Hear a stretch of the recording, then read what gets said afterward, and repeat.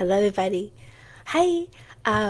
Today I wanted to talk to you about your messages, how you are receiving your guided messages from God, the divine, your higher self, the angels, whomever it is that you work with, that you believe in. How do we receive them?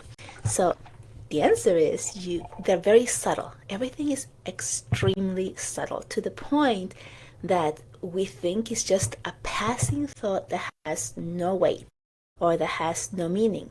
And this is where we dismiss them, right? The way that we receive our messages feels like it's your own thought in your own voice in your head that just kind of pops in, and it feels like a very, very, very subtle slight uplift in your body, like ooh, and then we let it go.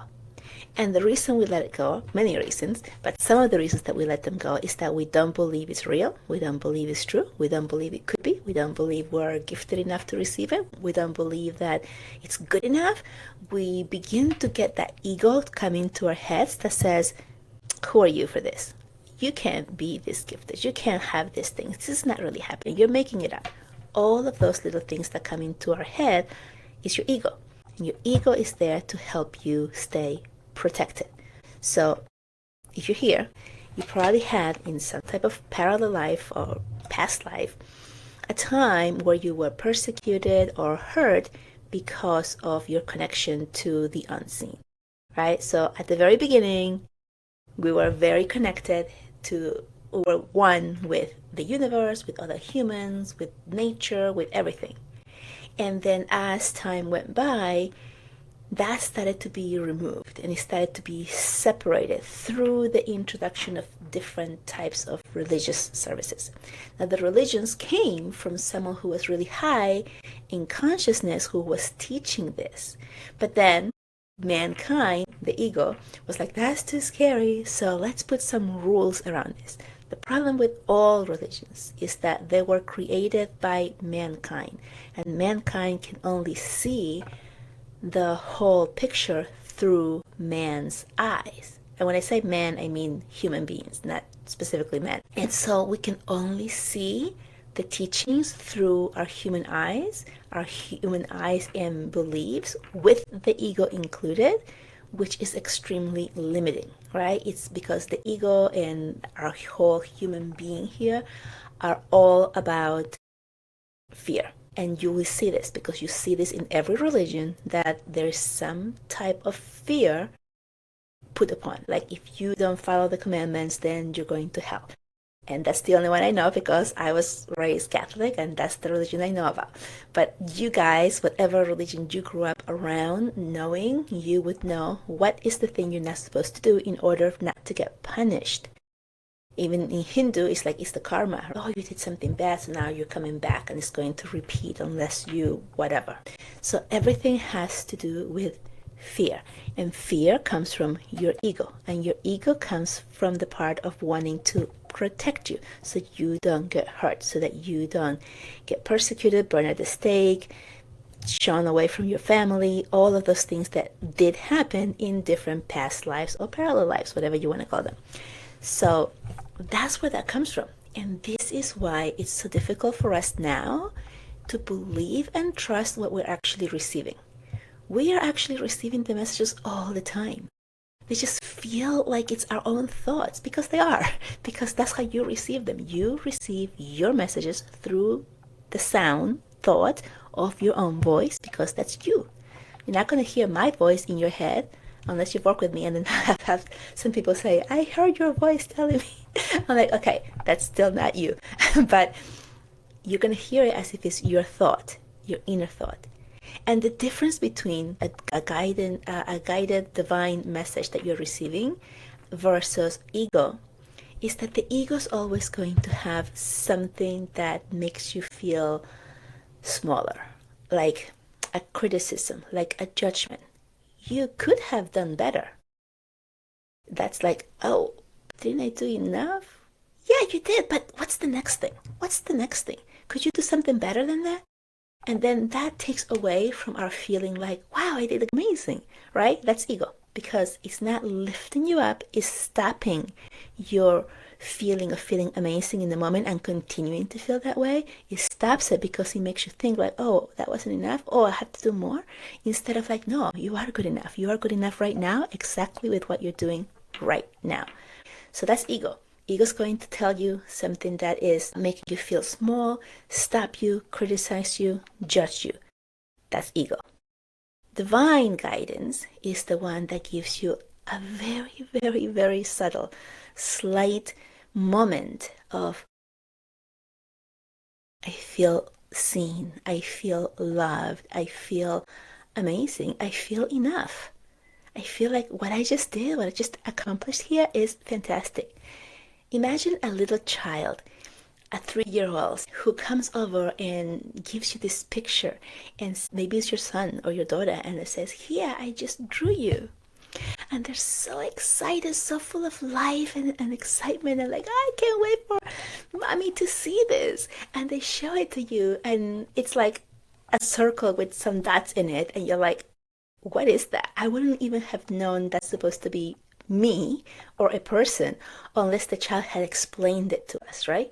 And because we love them, we're like, oh my gosh, that's amazing. And we're cracking up inside because the representation that we see here on this paper has no resemblance to what we believe we look like. But that child has that amazing feeling of like, I drew mommy. I drew this person that I love, and here it is, and it's so incredible and so amazing. They have all that feeling. And we, the moms, when we embrace that and we tell them, great job, this is amazing, wow, right? We give them that validation. That's exactly how your divine spirit will feel to you. That's how it will answer you. And it's not to say that that child cannot improve, just like it's that to say that we cannot improve. That's not the point. The point is that this is the best thing you could do right now, and it is loved, accepted, and appreciated in the moment. That's how spirit makes you feel. And because you feel loved, accepted, and seen in that moment, that gives you the confidence to go on and continue to expand on your own. So let's continue with the idea of the drawing. If you have and you receive that feeling of being embraced and loved and appreciated for what you did in the moment, then you believe more in yourself, and then you yourself expand to the next level. You don't need someone to tell you, that's great, but you can do better.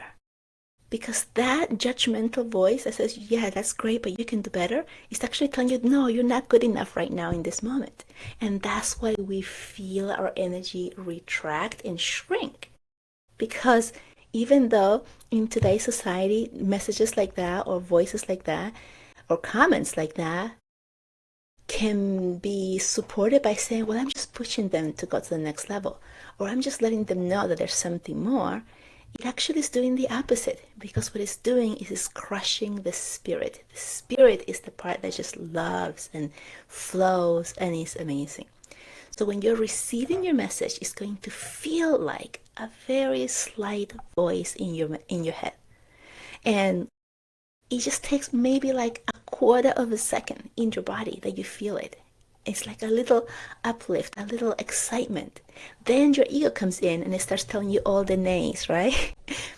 Who are you to think of that? You can't do that. How are you going to do that? You need money for that. Whatever type of excuses to stop you from taking action. And then we stop.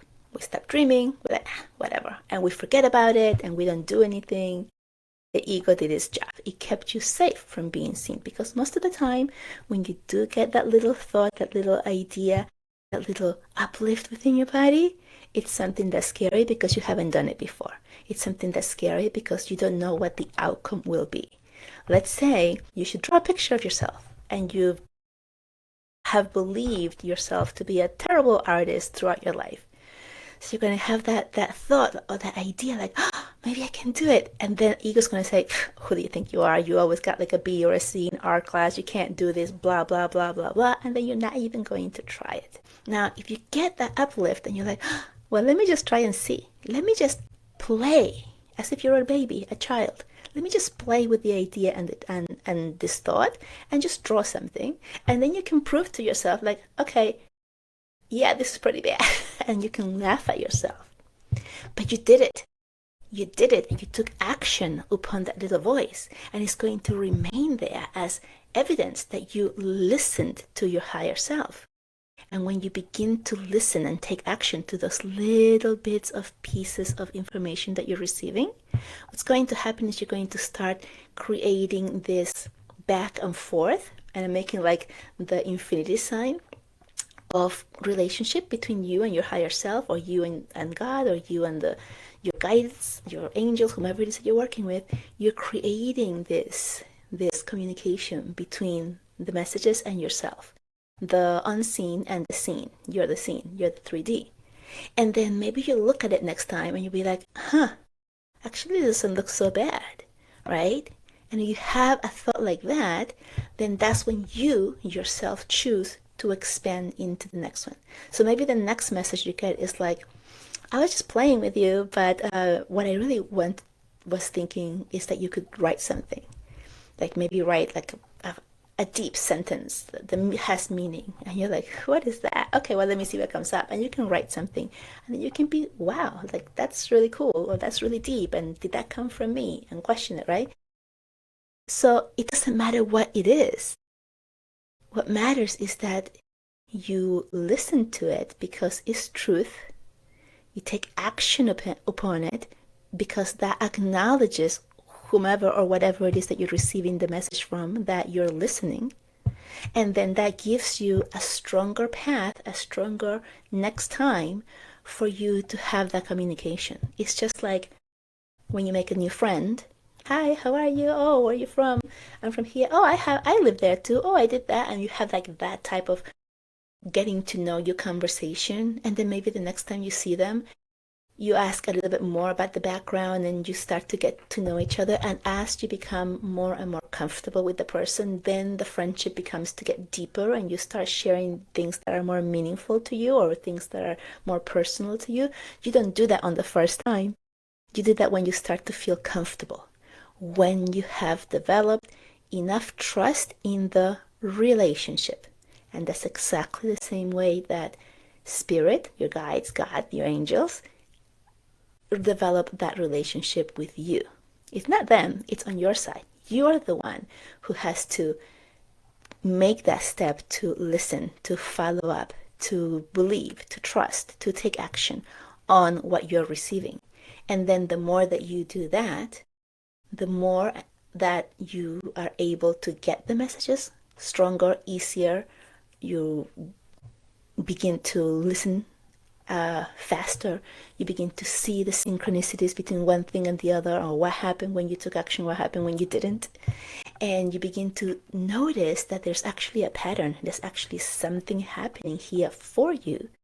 And it happens really well when you take action, when you listen to that little voice. And it takes a little bit longer when you don't.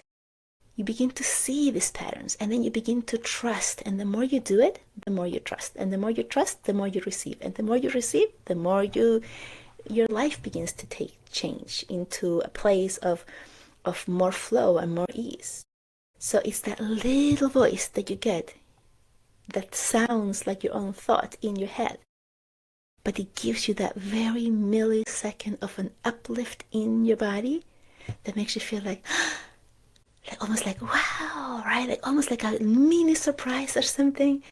And then you let go. It's those little things. Begin to take notice of what those are. Begin to take notice of when they happen, what you were thinking or doing when you received them. If you took notice or if you took action upon what you received, and then begin to make these connections so that you can make a bigger connection between you and your divine guidance. That's the message for today. I hope that you liked it. Please like, subscribe, comment, and share with anybody else that you feel will benefit from it. With that, I let you go. I love you, and I will see you next time. Bye-bye.